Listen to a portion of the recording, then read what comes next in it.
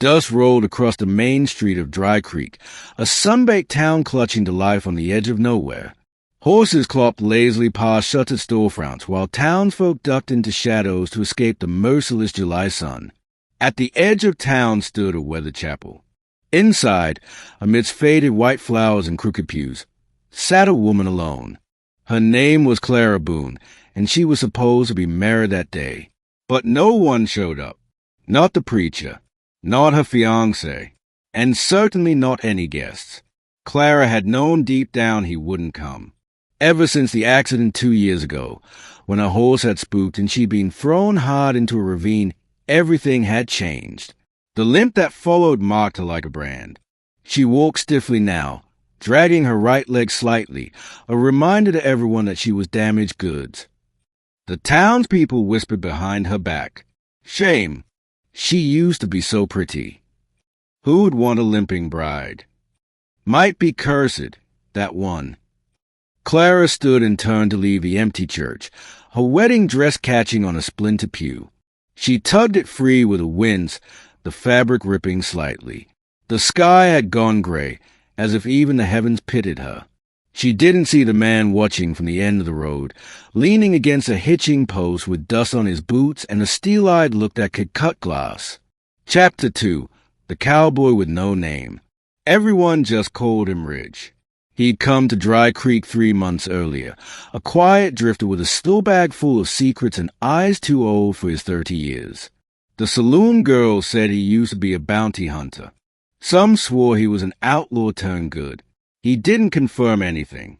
He just worked a ranch outside town, kept to himself, and spoke only when necessary. But Ridge had noticed Clara, not because of her limp, but in spite of it. He saw the fire still flickering in her hazel eyes, buried beneath layers of shame and solitude. She didn't smile often, but when she did, when she thought no one was watching, it was like sunrise over the plains. That evening, Ridge found her sitting behind the chapel, her dress still on, veil tossing the date. "You all right?" he asked, voice low, steady. She didn't look at him. "Just peachy. Groom ran off, but it's fine. I probably tripped him on the way to the altar." He gave a soft chuckle.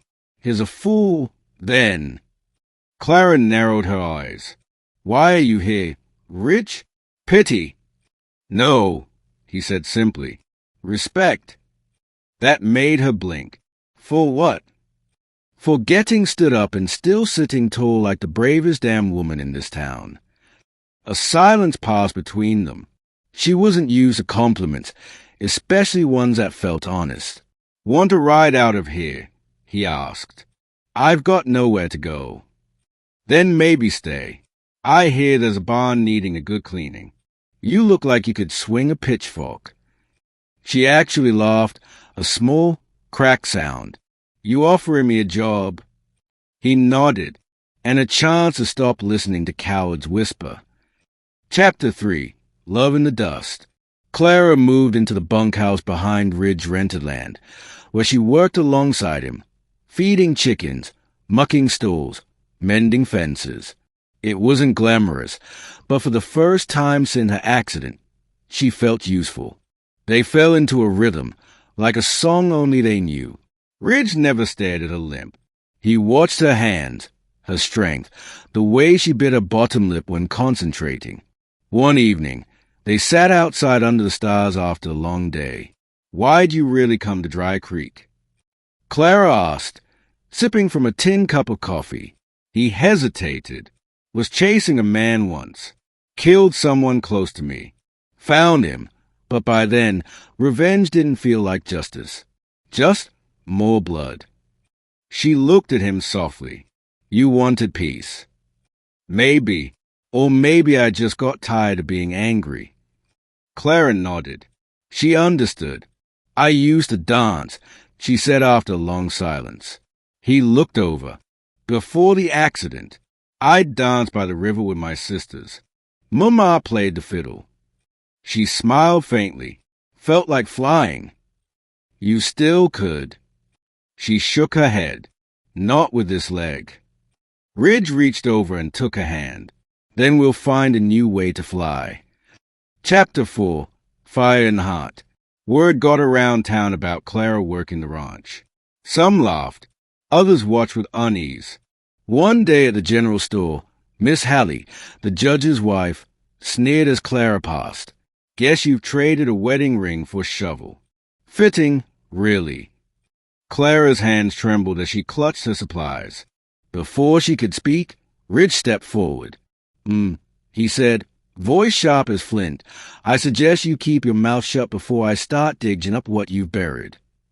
The woman huffed and stormed off. Later, Clara confronted him. You shouldn't have done that. Yes, I should have, Ridge replied. That night, he brought out an old phonograph and set it on the porch. A fiddle record crackled to life. I believe you owe me a dance, he said, extending a hand. Clara froze. Ridge. I ain't asking for performance, just a moment. She stared at him. Then slowly, she stood. He guided her gently, letting her set the pace. Her limp was still there, but it didn't matter.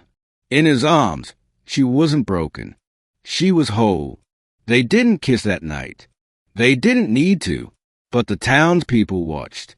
Every eye in Dry Creek saw the cowboy dancing with the limping bride under the moon, and something changed. Chapter 5. When Guns Return. Peace is a fragile thing out west. 2 weeks later, Rich spotted 3 riders in town, hard-eyed men with familiar faces. One of them was Jesse Klein, the outlaw Ridge had once hunted and spared. Jesse grinned when he saw him. Heard you quit the chase and started farming. That true. Ridge stayed calm. Ain't looking for trouble. Well, trouble's looking for you. Jesse leaned in. I want the girl. Ridge's eyes went cold. You'll die trying. That night, Clara found Ridge loading his rifle. I know Jesse, he said quietly.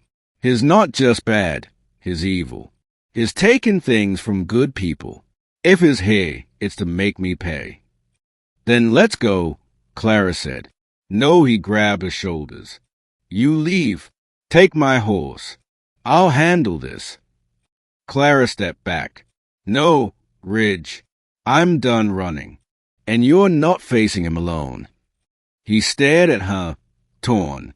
I'd rather die beside someone I love than live haunted and afraid. Ridge's breath caught. You love me. She stepped close, eyes unwavering. I do, limp and all. He kissed her then, rough and desperate, like a man who'd found something worth dying for. Chapter 6. Redemption in Lead and Blood. The standoff came at dawn. Ridge and Clara stood behind barrels outside the barn as Jesse and his men rode up, guns drawn, hearts pounding. You should have run, Jesse sneered. You should have stayed buried, Ridge replied, cocking his Winchester. Gunfire erupted. Ridge hit one outlaw in the chest. Clara, trembling but fierce, fired a revolver and clipped another in the leg. Ridge took a bullet in the shoulder, but didn't fall. He tackled Jesse to the dirt, fists flying. Years of pain, regret, rage, all unleashed. In the end, Ridge stood blooded but alive. Jesse didn't. Clara rushed at him, hands pressing his wound, tears streaking her cheeks. You came back, he whispered. I never left. Chapter 7. A Dance in the Dust. Weeks passed. Ridge healed slowly. The town buzzed about the battle. How Clara Boone, the girl no one wanted, had stood beside a gunman and won. One afternoon, a letter arrived from the mayor's office inviting them to the town's harvest festival.